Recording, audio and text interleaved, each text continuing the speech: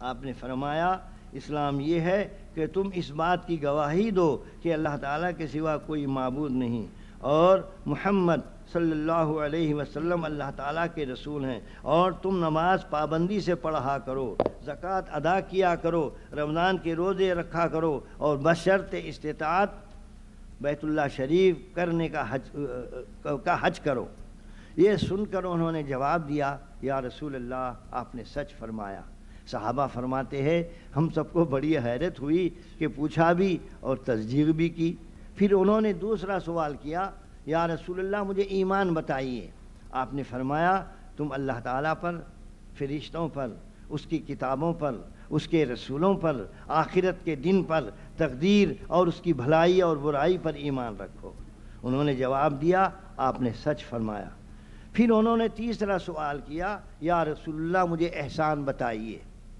آپ نے فرمایا تم اللہ تعالیٰ کی اس طرح بندگی کرو کہ گویا تم اس کو دیکھ رہے ہو، اگر تم اس کو نہیں دیکھ سکتے تو وہ تو تمہیں دیکھ رہا ہے۔ اس حدیث کا آخری حصہ اختصار کی وجہ سے یہاں نہیں بیان کیا جا رہا ہے۔ شائقین حضرات مشکات المصابیح میں ملاحظہ فرما لیں، اس حدیث شریف کے آخر میں حضور صلی اللہ علیہ وسلم کا ارشاد ہے یہ حضرت جبریل تھے، تمہیں دین سکھانے کے لیے آئے تھے۔ اس حدیث شریف میں احسان کا جو لفظ ارشاد ہوا ہے طریقت ہے اور روحانیت ہے۔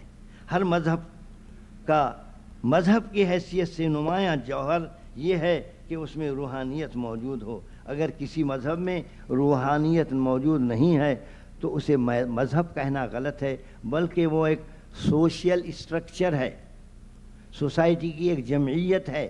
یہی وجہ ہے کہ دنیا میں جتنے مذاہب پائے جاتے ہیں ان میں کوئی مذہب ایسا نہیں جس نے روحانیت کی موجودگی کا دعویٰ نہ کیا ہو۔ اسی حدیث پاک کی روشنی میں امام ربانی مجدد الفسانی حضرت شیخ احمد سرہندی رحمۃ اللہ علیہ نے فرمایا ہے دین کے 3 جز ہیں، علم، عمل اور اخلاص،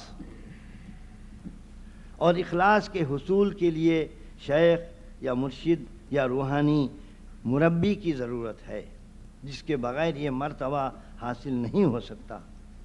بھائی اور بہنوں، تصوف اور طریقت کی ایک عظیم تاریخ ہے۔ اگر آپ اس تاریخ کے اوراق الٹیں تو آپ کو پتہ چلے گا کہ حضور صلی اللہ علیہ وسلم کے مبارک دور سے آج تک فقہائے امت اور علماء ملت نے اپنی روحانی پیاس کو بجھانے کے لیے شیوخ اور پیران کبار کے دامن کو تھاما ہے۔ حضرت امام اعظم ابو حنیفۃ النعمان رحمۃ اللہ علیہ نے سلوک اور طریقت کے لیے حضرت امام جعفر صادق علیہ الرحمہ کی خدمت اقدس میں 2 سال گزارے، اور جب 2 سال کی مدت پوری ہوئی تو فرمایا لولا السنتان لہلک النعمان، اگر یہ 2 سال نہ ہوتے تو نعمان ہلاک ہی ہو گیا ہوتا۔ امام شافعی رحمۃ اللہ علیہ حضرت شعبان رائی کی خدمت میں حاضر ہوا کرتے تھے۔ امام احمد بن حنبل رحمۃ اللہ علیہ عظیم محدث اور صوفی حضرت بشر حافی رحمۃ اللہ علیہ کی پالکی کے ساتھ شاگرد کی طرح ہاتھ لگا کر چلتے تھے۔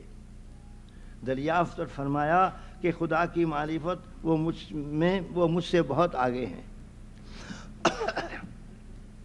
حضرت نظام الدین اولیاء دہلوی اتنے بڑے محدث تھے کہ آپ کو 4500 حدیث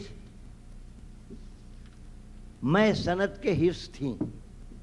اس جلالت علمی کے باوجود بابا فرید الدین گنج شکر قدس اللہ سرہ کی خدمت میں حاضر ہو کر طریقت کی تکمیل فرمائی، اور جب خرقہ خلافت لے کر روانہ ہوئے تو پیر و مرشد نے فرمایا بیرو ہند بگیر،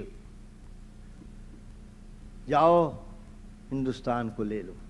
کیسا تاریخ ساز جملہ ہے کہ 700 برس پہلے فرمایا گیا اور آج ہم دیکھ رہے ہیں کہ ملک 2 حصوں میں بٹ گیا۔ بابا فرید علیہ الرحمہ تو پاک پٹن شریف پاکستان میں آرام فرما ہیں اور حضرت نظام الدین اولیاء ہندوستان میں۔ ان چند قرآن پاک کی آیتوں اور احادیث شریفہ کی روشنی میں طریقت و روحانیت پر کچھ عرض کیا گیا۔ اب شاہان بے تاج اور روحانیت اور طریقت کے تاجداروں کے کارنامے بیان کرنے کی کوشش کی جائے گی، تاکہ دعوے کے ساتھ دلائل بھی سن لیں کہ ہندوستان میں جب سے اسلام کا آفتاب چمکا ہے، یہاں دو قسم کی حکومتیں چلتی رہیں، ایک دنیاوی حکمرانوں اور بادشاہوں کی، جن کی حکومت مادی اور جسموں پر تھی، ان کی لڑائیاں زر اور زمین کے لیے ہوتی تھیں۔ دوسری حکومت ان مردان خدا کی تھی جن کی حکومت دلوں پر تھی، اور انہی کی روحانیت سے ہند و پاک میں اسلام کو حقیقی شوکت نصیب ہوئی، جو آج تک بھی جاری ہے اور انشاءاللہ قیامت تک جاری رہے گی۔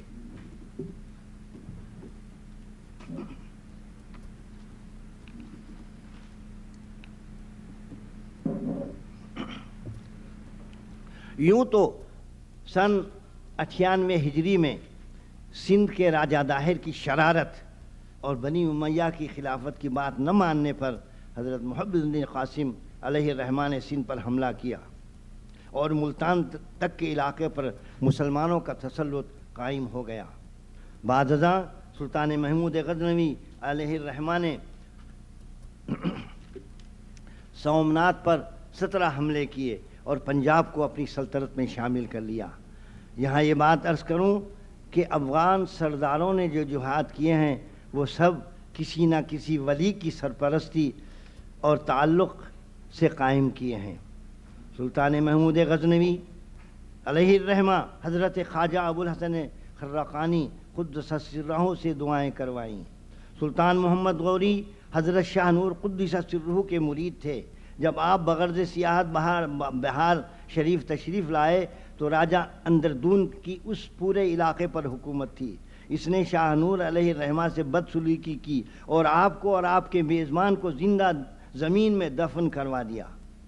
آپ نے اپنی کرامت سے اپنے میزبان کے ساتھ زمین سے باہر نکل آئے، جس سے یہ راجہ تھرا گیا، اور جب یہ خبر سلطان محمد غوری کو پہنچی تو 60 سادات گرام غازیوں کو فوج کے ہمراہ روانہ کیا، اور غازیوں کو اللہ تعالیٰ نے کامیابی عطا فرمائی اور راجہ کو فرار ہونا پڑا۔ ان غازیوں میں ہمارے استاد حضرت مولانا سید مناظر احسن گیلانی علیہ الرحمہ کے جد اعلیٰ حضرت سید ابراہیم بھی تھے۔